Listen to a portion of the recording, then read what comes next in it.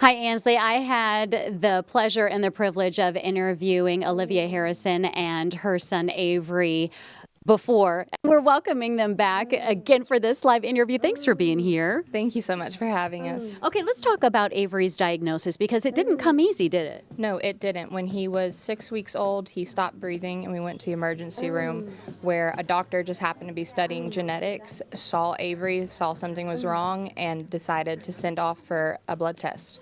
And we got it back a couple weeks later that he was diagnosed with something called Potocki-Lupski syndrome. Okay, and it's rare, correct? Very rare. Never had heard of it until the day we found out about the diagnosis, and it affects like 1 in 25,000 people, and he's actually the only child in all of Tennessee with it. That is incredible. So he needs a lot of care, correct? Yes, he does. He's fed through a tube. He doesn't talk. He doesn't walk. He uses a wheelchair to get himself around.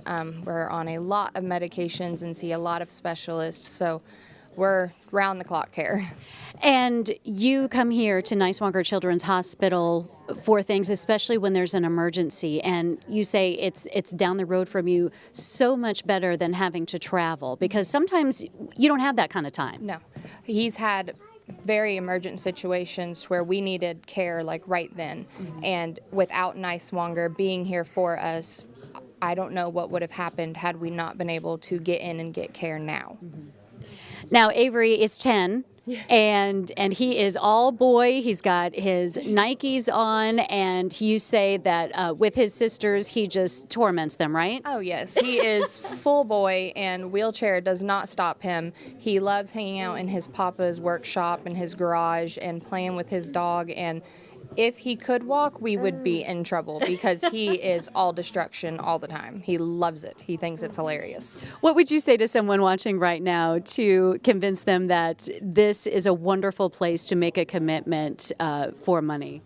That without this hospital, we would not have the opportunities and the resources that we have had, and it is so important for families like ours and for children like Avery to get access to that kind of care.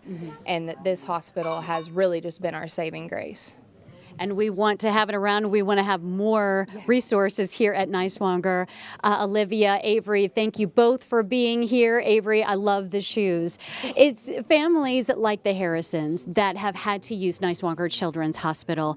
And at times it's been life or death for Avery, and we are so fortunate to have a resource like Niswonger Children's Hospital right here in our region to help kids like Avery who may need help a little bit faster than some other people would need. And